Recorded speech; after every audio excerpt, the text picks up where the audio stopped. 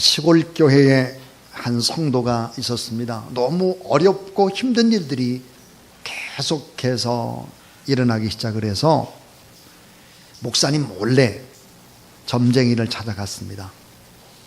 그리고는 이제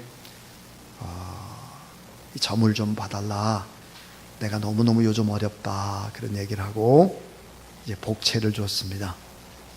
자, 복채를 얼른 챙긴 점쟁이가 하는 말, 집안에 감나무가 있지? 이 성도는 생각하길, 쪽집게구나.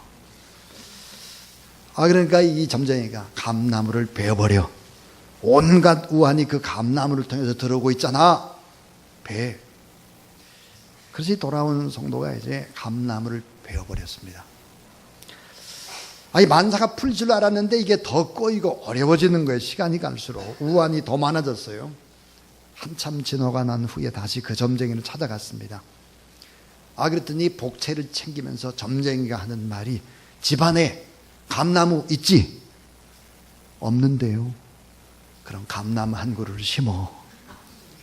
온갖 우환을 감나무가 다 막아줄 거니까 감나무 심어. 화가 난 성도가 주머니에 들여둔 복채를 점쟁이한테 뺏어가지고는, 그리고 점쟁이의 멱살을 붙잡았습니다. 그리고 욕을 한바탕 퍼붓고 집으로 돌아왔다 그럽니다. 여러분, 세상을 살다 보면 어려운 일들이 참 많잖아요. 내 계획과 내 뜻대로 안 되는 일이 너무너무 많죠. 자, 믿음의 생활을 하는 사람도 예외 없이 막 고난이 닥칩니다. 이런 때 우리는 이 문제를 어떻게 해결해야 될까 하는 거죠. 여러분 잘 알고 있습니다. 이 문제를 가지고 하나님 앞에 나와서 기도하면서 동시에 이런 생각을 해야 합니다. 예수 그리스도를 나의 주, 나의 하나님으로 영접한 다음에 닥치는 환난과 어려움은 다 축복이 된다는 사실을 믿으시기 바랍니다. 합력해서 선이 될 것입니다. 자, 시련과 고난은 어찌 보면 더 우리를 복덩어리로 만드시는 결국은 하나님의 손길이죠. 이것이 믿음을 가진 그리스도인의 삶의 태도입니다. 삼성그룹이라는 거대한 그룹을 창설한 이병철 회장이 신라 호텔을 짓는 중에 철근 골조까지 다 세워놨는데 1년을 꼬박 공사를 중단했습니다. 왜 저렇게 엄청난 호텔 공사를 1년이나 쉴까? 왜 중단했을까? 그 이유는 이병철 회장이 점을 쳤더니 그의 집을 짓게 되면 우환이 생긴다는 거예요. 그런 점괘가 나왔다는 거예요. 그래서 1년 동안 실제로 건축을 쉬었다라고 하는 일화가 내려오고 있습니다. 자, 아주 과학적인 첨단의 과학적인 업적을 많이 세운 회사가 있습니다. 포항제철이죠. 이 포항제철의 창설자인 박태준 회장도 사실은 큰 일을 결정할 때, 정계에 진출하려고 할 때 바로 점을 쳤다는 것입니다. 점술가에 한테 다녀온 후에 자기가 이제 국회의원에 출마하는 것을 결정했다 그럽니다. 정말 안 그럴 것 같은 아주 지식인이고 똑똑한 사람이고 이런 사람들이 사실은 샤머니즘을 믿고 있었던 거죠. 우리나라의 국문학에 큰 족적을 남긴 서정주 우리 교수님, 요즘 많이 읽히는 그런 계절에 읽히는 시가 있죠. 국화옆에서. 그런 철저히 불교인이었습니다. 동국대 국문과 교수였죠. 인생의 후반에 이제 몸이 불편해서 미국의 아들네 집에 갔어요. 그리고 삶과 죽음의 문제를 많이 고민을 했다고 하죠. 자, 제가 조금 전에 예를 들었던 이병철 회장 다 죽게 되니까 하나님은 누구신지, 왜 하나님은 우리의 죄를 어떻게 용서해 주는지 이런 궁금증이 있었습니다. 그래서 29가지의 궁금증을 다 이렇게 기록을 해가지고 이제 신학자한테 이제 보냈죠. 그래서 이제 그 이병철 회장이 돌아가시고 난 후에 그것이 책으로 나왔습니다. 그래서 잊혀진 질문이라고 하는 제목의 책인데, 차동철이라고 하는 신부님이 이제 로마 캐토릭 쪽에서는 내고 개신교 쪽에서는 또 유명한 신학자가 똑같은 질문으로 두 개의 책을 냈습니다. 자, 박태준 회장 어떻게 됐을까요? 예수 그리스도를 영접했습니다. 그리고는 안수 집사님이 됐죠. 자, 서정주, 이 철저히 뼛속까지 불교인 이분이 어떻게 했을까요? 미국에서 아들 집에서 예수 그리스도를 나의 주 나의 하나님으로 영접을 하고 그 다음에 셀모이나 성경 공부를 쭉 했습니다. 돌아가셨죠. 돌아가실 때 유언이 있었습니다. 자기의 장례는 기독교식으로 했으면 좋겠다. 그래서 홍정길 목사님이 장례를 침대를 했습니다. 그런데 한국 이 불교에서는 아니 어떻게 그럴 수 있느냐. 그래서 결국은 한국에서 불교장으로 다시 이제 장례를 치르기도 했죠. 자, 인생의 마지막에 삶과 죽음의 문제, 정말 죽은 다음에 어떤 일들이 벌어질까라고 하는 것을 고민을 합니다. 세계적인 철학자인 앙리 베르그송이 있습니다.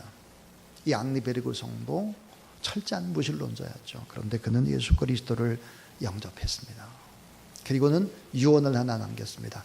내가 예수 그리스도를 믿었다라고 하는 이 사실을 내가 죽은 후에 알려줬으면 좋겠다. 그래서 죽은 이제 2년 후에 바로 이제 예수 그리스도를 믿는 기독교인 된 것을 알렸다 하는 것입니다. 자, 미국의 시카고 대학의 교수였던 세계적인 종교학자 마르치아 엘리아테라고 하는 분이 이런 얘기를 하고 있습니다. 아주 중요한 해답입니다. 세계 모든 종교가 자연과 자연 질서에서 나왔다고 분석을 했습니다.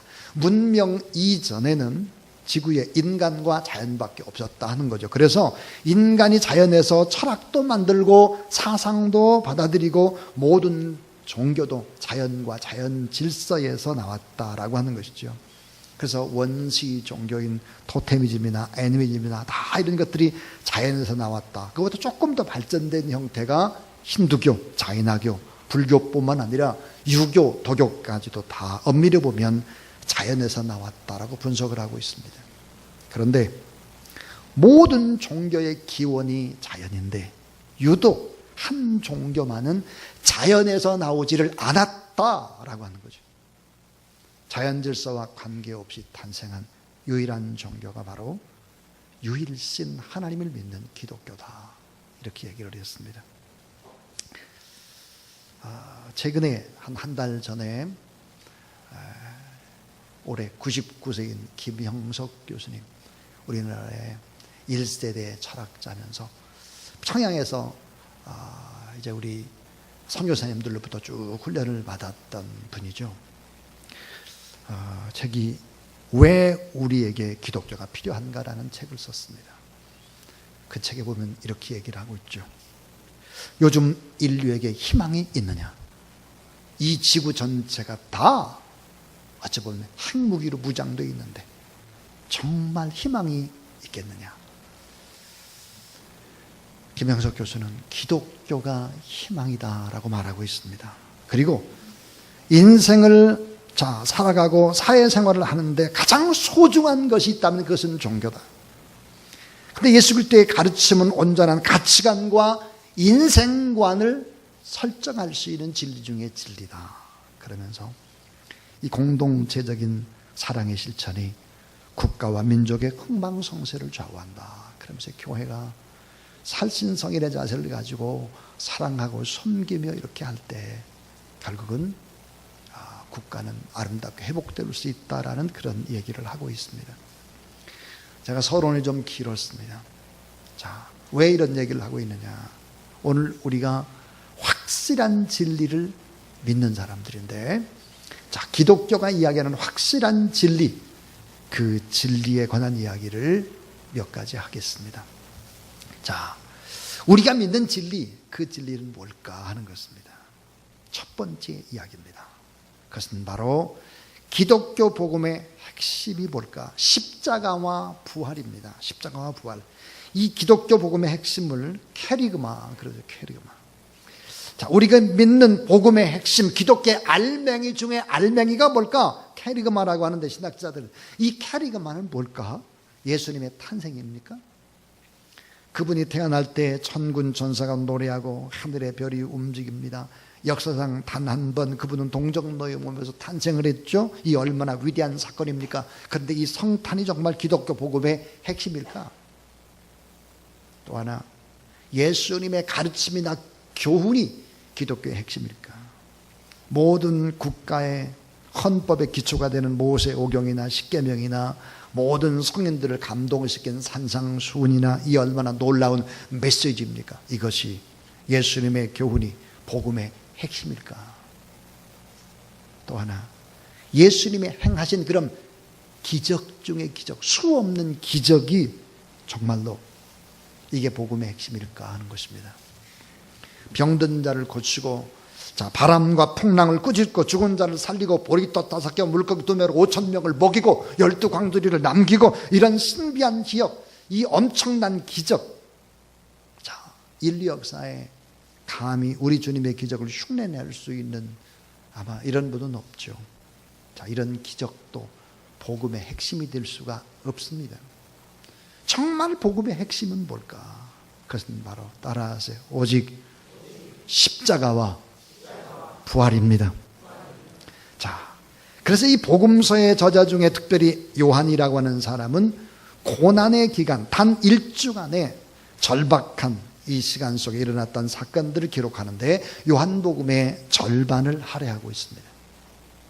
모든 복음서라든지 서신사들이 하루 이틀 사이에 있었던, 그러니까 십자가와 부활의 사건들을 기록하는데 모든 열정을 기울이고 있습니다. 십자가와 부활.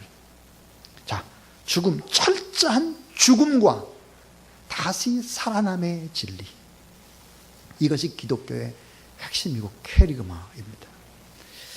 자, 복음의 핵심 중에 핵심, 알맹이 중에 알맹이, 이게 바로 이제 십자가와 부활인데, 기독교 역사상 가장 큰 기적의 교환이 있습니다.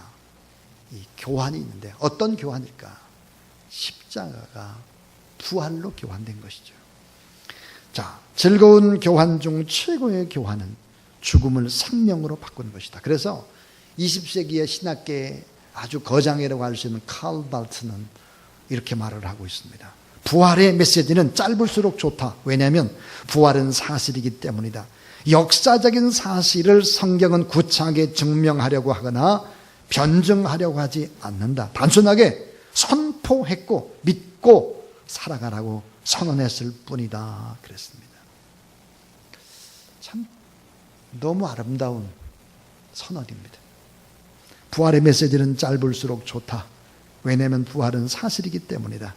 역사적인 사실을 성경은 구차하게 증명하려고 하거나 변증하려고 하지 않는다. 단순하게 선포했고 믿고 살라고 선언했을 뿐이다. 그랬습니다. 자, 그래서 여러분, 이 십자가와 부활은 그럼 구체적으로 뭘까 하는 얘기죠. 두 번째 이야기입니다. 자, 모든 것은 불확실하지만 따라해 주세요. 죽음은 확실한 진리입니다. 자, 죽음입니다. 죽음의 문제. 살아가고 있다는 것은 죽는 것을 의미하죠.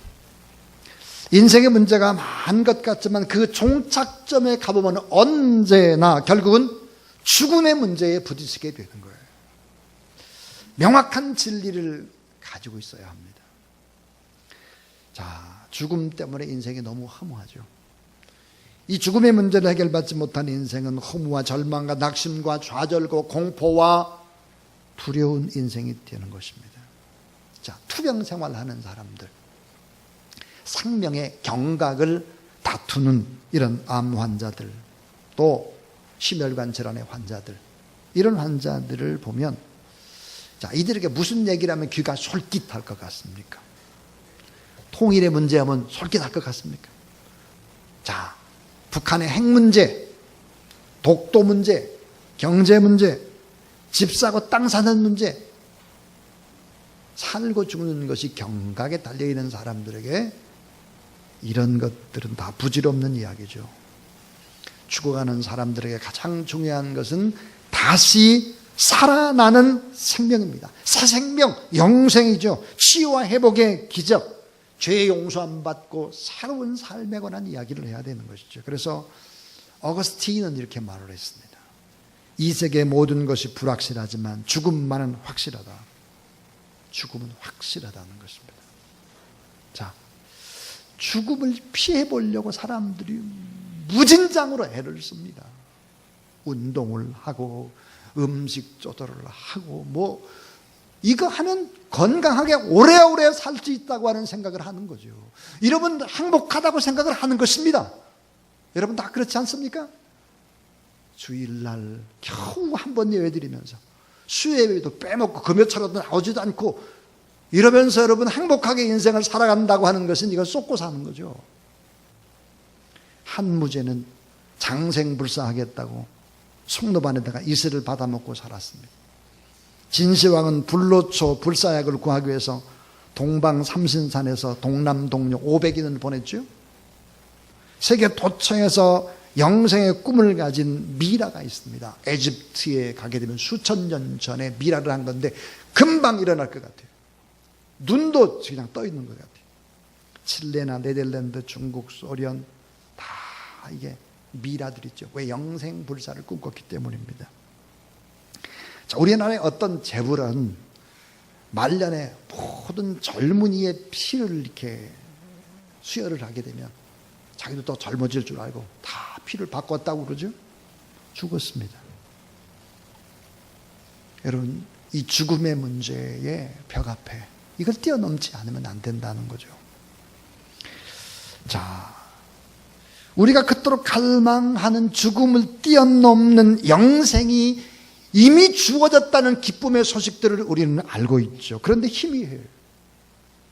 예수 그리스도께서 이미 죽음의 문제를 해결해서 부활로 영생의 축복이 주어졌다라는 이 확신 속에서 죽음과 죽음의 공포 속에서 영생의 새 생명으로 바꿔주셨음을 감사하고 펄펄 뛰며 하나님 앞에 찬양하며 말씀을 받고 그렇게 살아가야 되는 것이죠. 그런데 여러분에게 묻고 싶습니다. 여러분의 인생이 그런 인생인지를. 10월 13일이 호스피스의 날이라 그래요. 10월 13일. 자, 호스피스가 뭡니까? 마지막 죽음을 아름답게 맞도록 돕는 게 호스피스입니다. 글을 하나 읽어보겠습니다. 지독한 하루. 이 책은 응급의학과 전문의인 남궁인 씨의 두 번째 산문집이다. 하룻밤에 200명이 넘는 환자들을 받고 그 중에 4, 5명에게 죽음을 선언하는 응급실의 일상을 그는 매일매일 기록하고 있다. 수많은 죽음을 상대하는 삶이어서 죽음에 둔감해지지 않기 위해서 글을 쓴다. 며칠 전 페이스북에서 적은 하루는 특히 지독했다. 내용은 이것입니다. 새벽에 쓰레기를 치우던 환경미화원이 들것에 실려왔다. 청소자에 깔려서 장기가 다 뭉개져 있었다. 숨만 붙은 채 신음하던 네가 힘겹게 내뱉던 말은 내가 차에 발을 헛디뎌서 떨어졌어요. 아파. 근데 내가 잘못했습니다. 이건 다 내 잘못이었습니다. 의사의 사퇴에도 그는 숨을 거뒀다. 그 청소차를 몰던 동료는 오열하며 내가 잘못했다고 따라와 죽겠다고 했다. 나도 그 동료를 따라 죽겠다고 했다. 남궁인 씨는 고인의 마지막 말을 전했다. 고인은 내 잘못이다. 순전히 내 잘못이라고 고백을 했습니다. 극심한 통증 속에서도 타인이 겪을 마음의 고통을 헤아리는 죽음은 우리를 먹먹하게 한다. 남궁인 씨는 그런 죽음을 노인에게서 종종 목격한다고 했다. 응급실에 환자가 실려오면 그는 항상 많이 아파요? 라는 말로 진료를 시작한다. 스스로 가장 멍청한 말이라고 고백하면서도 이렇게 묻는 건 상상할 수 없는 고통을 공감해 보려는 시도일 것이다. 이 질문의 대개는 자신의 아픔을 설명할 때 할머니, 할아버지의 고백은 참을만 하다 라고 대답하는 경우가 많다. 그 숨이 멎을지도 모르는 이들이 자식에 대한 걱정을 끼칠까 봐 아픔을 묻어둔다.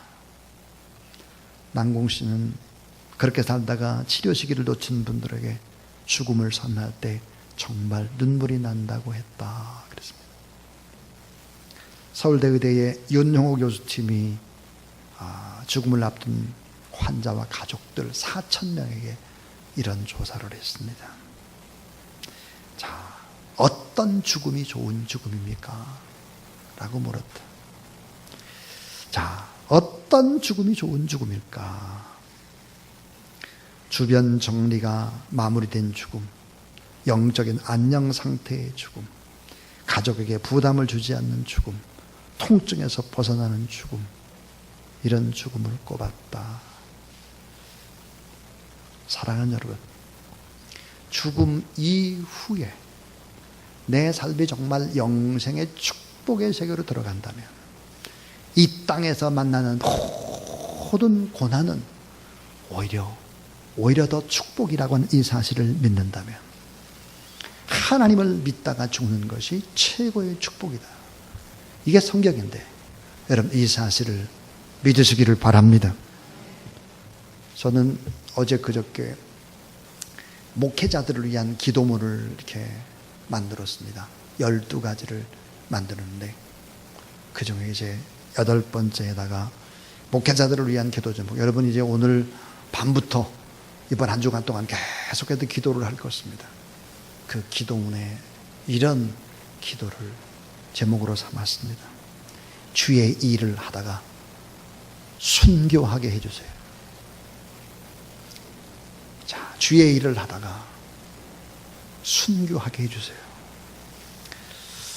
십자가의 부활을 믿는 성도는 고난도 죽음도 새로운 축복을 믿고 받아들이는 것입니다. 사랑하는 여러분, 잠시 잠깐 이 땅에 머물다가 가는 것이 인생인데 그 인생에 뭘 그렇게 남길 것이 있겠습니까? 거룩한 주의 나라를 위해서 살아가는, 그리고 더 아름다운 영생의 소망을 품는 그런 여러분이 될 수 있기를 주의 이름으로 축원합니다. 오늘 이 자리에는 장로의 신학대학원에 들어가기 위해서 좀 대련에서 오신 김원정 집사님이 계십니다. 이 김원정 집사님의 별명이 돈을 하도 많이 벌어서 돈원정이라고 하는 별명을 가지고 있었다고 합니다. 돈원정. 자, 큰 철강 회사를 2개나 했습니다. 큰 부자였습니다. 그러나 IMF를 맞아서 인간 능력의 한계나 인간 생명의 한계, 인간 의의의 한계를 느꼈습니다. 그리고는 2005년도에 대련으로 들어갔죠. 그래서 마지막으로 사업을 실내 골프장도 하시고 또 큰 목욕탕 사업을 했다고 합니다. 다 망했죠. 그리고는 다시 이제 사람을 생명을 살리는 중의학을 학부 때부터 공부를 시작했습니다. 49살에 꼬박 11년 동안 학부, 석사, 박사를 마쳤습니다. 자신과의 싸움에서 이기기 위해서 매일 아침 10km 구보 달리기를 했다고 합니다. 예수 그리스도를 믿었습니다. 세례를 받았습니다. 그리고 지금 62세인데 무엇을 위해서 인생을 살아야 될 것인가를 생각하다가 이제 신학을 하기로 결정을 한 것이죠. 제가 김원정 집사님께 이런 얘기를 했습니다. 김 집사님, 내년에 신학대학원에 들어가게 되면 꼭 하셔야 될 일이 있습니다. 그 일이, 제가 무슨 부탁을 했냐면 우리 교회에서 1년 동안 지하에서부터 옥상까지 화장실에서 모든 청소를 도맡아서 해주시길 바랍니다. 제가 부탁을 했습니다. 여러분, 최고의 정점에 있어 본 사람은 압니다. 최고의 정점. 그 최고의 정점에 머무르는 시간이 얼마 안 된다는 걸 아는 거죠. 최고의 정점과 최고의 밑바닥을 경험해 본 사람은 압니다. 그래서 제가 빈민촌에 있었습니다. 빈민촌. 62세, 내년이면 63세인데 제가 그런 부탁을 했습니다. 주님을 위해서 살려고 한다면 몸된 교회, 작은 일부터 주님의 나라를 위해서 해나갔으면 좋겠습니다. 여러분, 김원정 집사님 뭐라고 대답을 했을 것 같습니까? 못합니다. 그렇게 대답했을 것 같습니까? 그렇지 않죠. 그렇게 대답이 나올 것 같으면 제가 부탁을 하지도 않습니다. 신앙이 뭔지를 여러분 잘 생각하십시오. 자, 두 가지 얘기를 했습니다. 지금까지. 하나는 십자가와 부활에 관한 얘기, 또 하나는 죽음이 확실하다는 얘기였습니다. 자, 세 번째 이야기입니다. 부활과 십자가를 믿는 성도는 따라해 주세요. 죄에 대하여 죽은 자입니다. 죄에 대해서 죽었다는 거예요. 죄에 대해서. 로마서 6장 2절에 그럴 수 없느니라. 죄에 대하여 죽은 우리가 어찌 그 가운데 더 살리요 그랬습니다. 죄에 대하여 죽었다는 뜻이 뭡니까? 죄의 영역, 죄의 구속에서, 그 속박에서, 죄의 지배에서 벗어났다는 뜻이고 사탄의 지배에서 벗어났다는 뜻입니다. 죄는 죽은 자를 지배할 수 없습니다. 죽었는데요, 뭐. 빚진 거, 죽었는데 끝나는 거죠. 죄는 죽은 자를 지배할 수 없고, 죄는 사람이 죽기 전까지만 지배합니다. 죄책감은 바로 산 자에게만 적용이 됩니다. 죽은 자, 완전히 죽은 자에게는 죄와 형벌을 가할 수가 없습니다. 예수님께서 마지막 아담으로 인류의 대표성을 가지신 분이죠. 그 대표가 나를 위해 십자가에 못 박혀 죽으셨다면 나도 죽은 겁니다. 나도. 지금 우리나라 대통령이, 우리를 대표하는 대통령이 지금 이제 유럽에 나가 있죠. 얼마 전에 북한에 갔다, 미국에 갔다, 지금 또 유럽에 갔습니다. 이 대통령이 결정하고 사인하는 일은 우리 전부 다 대통령과 한 배를 탄 것입니다. 대표성을 가지고 있습니다.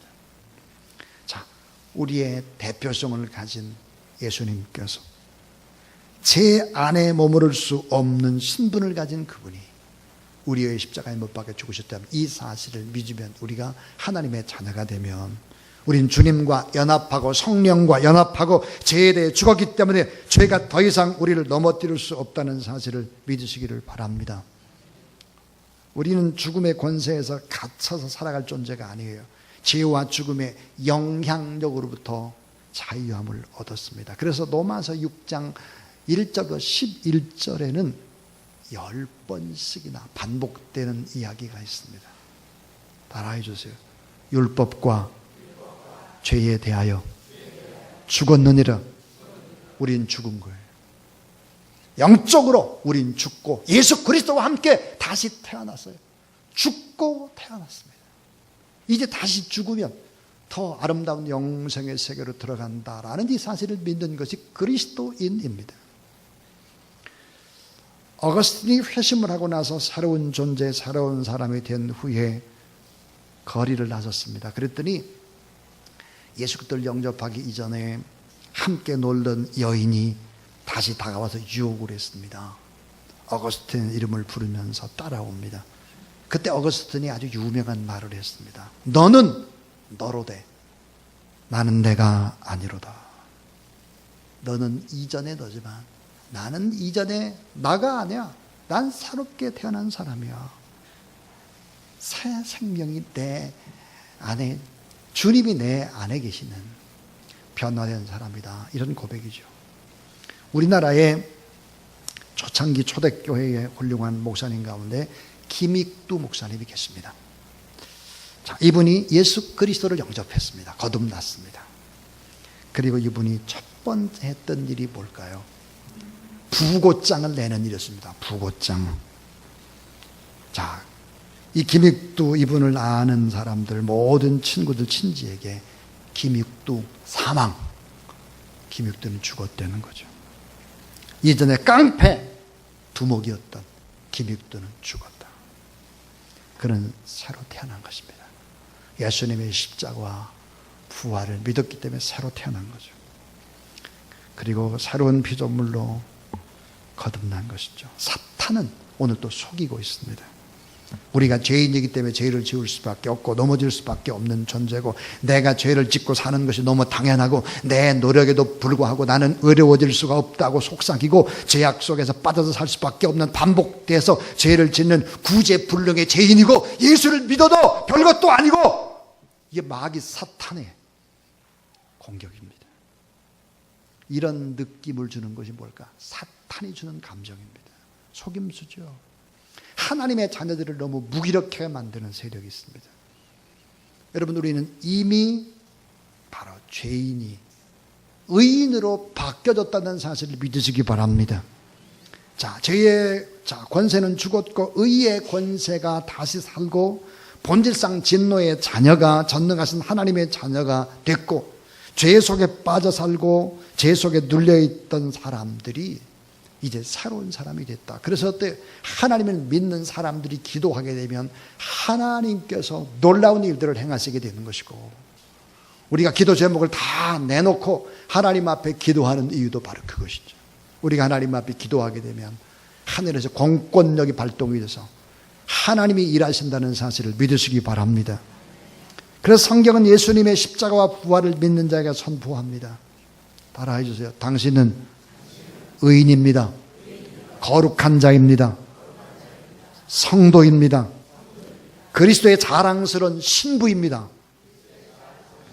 하나님의 자녀입니다. 하나님의 가족입니다. 하나님의 일꾼입니다. 그리고 하늘을 소유한 부자라는 거예요. 하늘을 소유한 부자. 언제나 승리할 수 있는 승자다 그랬어요. 여러분, 모든 것들을 가져본 사람, 모든 걸 소유한 사람은 기쁘게 양보할 수 있습니다. 기쁘게. 이 세상 잠시 살아가는 동안에 기쁘게 양보할 수 있죠. 낮아져도 기쁘고 고난받아도 감사하고 없어도 행복한 것이죠. 자, 이제 저는 마지막 얘기를 하려고 합니다. 오늘 우리가 누굴까? 따라하세요. 성도는 하늘의 새 생명 속에 사는 존재입니다. 네, 우리는 하늘의 새 생명 속에 사는 존재다. 새 생명. 로마서 6장 4절에 우리가 그의 죽으심과 합하여 세례를 받음으로 그와 함께 장사되었나니 이는 아버지의 영광으로 말미암아 그리스도를 죽은 자 가운데 살리신 것 같이 우리 또한 따라하세요. 새 생명 가운데서 행하게 하려 함이니라. 그렇습니다. 오늘 저는 확실한 진리라는 제목으로 4가지 얘기를 했습니다. 기독교 복음의 핵심 캐리그마는 십자가와 부활이다. 또 하나, 모든 것은 불확실하지만 죽음만은 확실하다. 그러니까 죽음 이후에 펼쳐질 해답을 가지고 있어야 한다. 십자가와 부활의 능력은 죄에 대해서 우리를 이미 죽은 자로 만들었다. 우리는 다 죽었다. 우리는 자범죄를 범한다고 할지라도 그 죄를 용서받을 수 있다.